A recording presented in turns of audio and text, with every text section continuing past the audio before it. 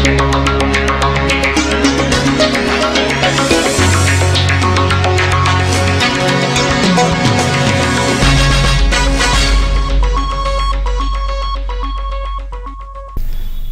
मैं हूं आनंद। आप देख रहे हैं चेतना टुडे। सबसे पहले एक नजर सुर्खियों पर। तड़के निकाली वुसत को लगी गोली, फरार हमलावरों पर 5,000 रुपए का इनाम। जिला चिकित्सालय के बाहर महिला के गले से चेन झपटने की घटना। और विद्युत विभाग ने काटे हरे भरे पेड़, निगम दल ने बनाया पंचनामा।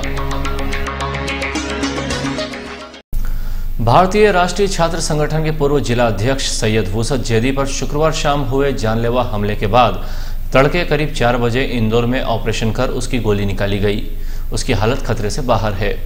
हमलावरों तक पहुंचने के लिए पुलिस के प्रयास जारी हैं। एसपी ने हमलावरों पर 5,000 रुपए का इनाम घोषित किया है। शुक्रवार शाम करीब 6:28 बजे फ्रीगंज में वुसत पर बाइक क्रमांक MP 431439 पर सवार होकर आए 2 अज्ञात युवकों ने पीछे से गोली दागी थी। गोली वुसत के कमर के निचले हिस्से में लगी। प्रारंभिक उपचार के बाद उन्हें शाम करीब 7:30 बजे बॉम्बे हॉस्पिटल इंदौर रेफर किया गया, जहां रात्रि करीब 2 बजे बाद ऑपरेशन शुरू हुआ और तड़के लगभग 4 बजे गोली निकाली गई। उनकी हालत खतरे से बाहर है। किडनी में संक्रमण बताया गया है। नज़दीकी रिश्तेदारों के मुताबिक गोली किडनी के पास रीढ़ की हड्डी में जाकर फंस गई थी, जिसे रतलाम में निकाला जाना संभव नहीं था। इधर हमलावर दोनों ही युवकों को पुलिस तलाश रही है। CCTV कैमरे में कैद हुए उनके हुलिये और कदकाठी के आधार पर धरपकड़ के लिए पुलिस टीमें बनाई गई हैं। पुलिस के सामने सबसे बड़ी परेशानी यह है कि न तो वुसत ने और न ही उसके परिजनों ने किसी से रंजिश होने की बात कही है। इसके कारण पुलिस अभी तक आरोपियों तक नहीं पहुंच पाई है। बाइक पर दर्ज नंबर अधूरे होने के कारण पुलिस की परेशानी बढ़ गई है। एसपी डॉक्टर आशीष ने हमलावरों के बारे में जानकारी देने पर 5,000 रुपए का इनाम घोषित किया है। सूचना देने वालों का नाम गोपनीय रखा जाएगा।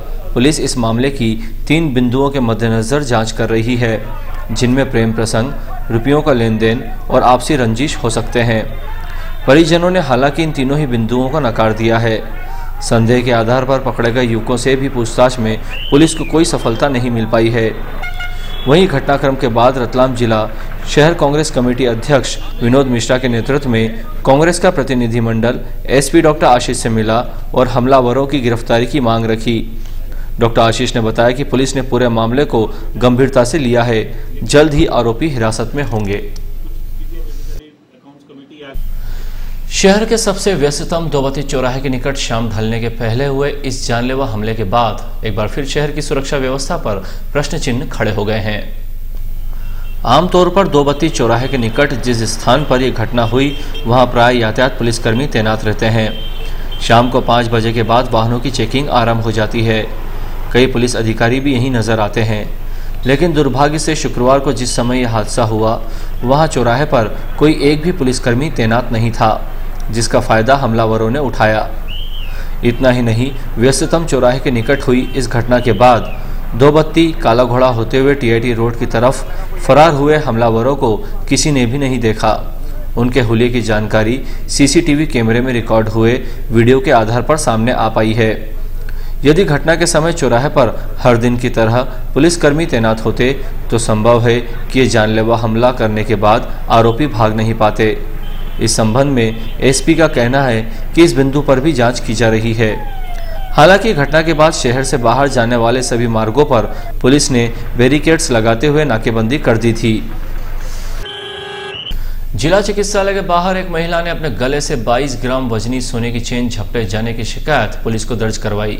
हालांकि महिला का यह बयान अविश्वसनीय लग रहा है कि बदमाश चेन झपटकर पैदल ही भाग निकले।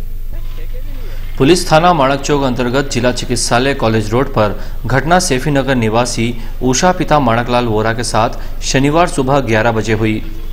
उषा के मुताबिक उसे चक्कर आ रहे थे और वो इलाज के लिए अस्पताल जा रही थी। तभी 2 बदमाश पीछे से आए और उन्होंने मुझसे बांसवाड़ा जाने का मार्ग पूछा। मैंने उन्हें कोई जवाब नहीं दिया। इसी बीच वे कब मेरे गले से सोने की चेन झपट गए पता ही नहीं चला।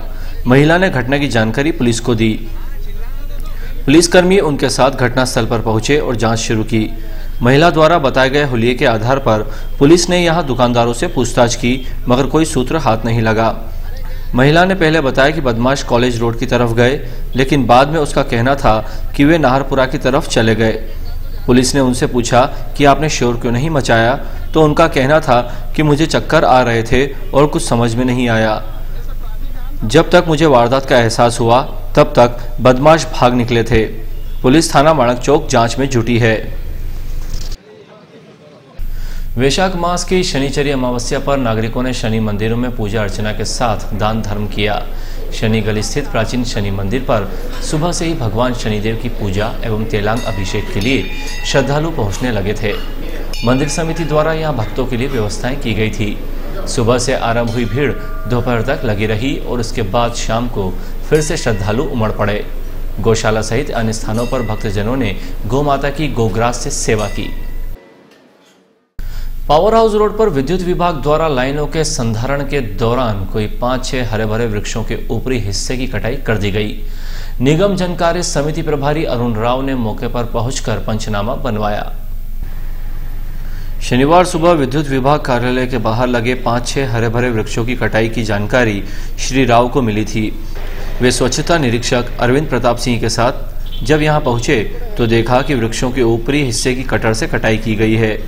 उन्होंने बताया कि वृक्षों का अभिरक्षण अधिनियम 2001 के तहत शहरी सीमा में किसी भी हरे भरे वृक्ष की कटाई के पूर्व निगम आयुक्त से अनुमति ली जाना आवश्यक है, लेकिन विद्युत विभाग ने ऐसी कोई अनुमति नहीं ली। पंचनामा बनाते हुए घटनाक्रम की जानकारी आयुक्त को दी जाएगी। अंत में तापमान और सुर्खियों के साथ इजाजत दीजिए। नमस्कार।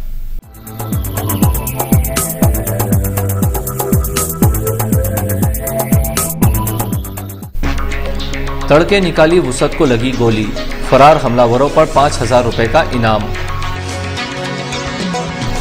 जिला चिकित्सालय के बाहर महिला के गले से चेन झपटने की घटना। और विद्युत विभाग ने काटे हरे भरे पेड़, निगम दल ने बनाया पंचनामा।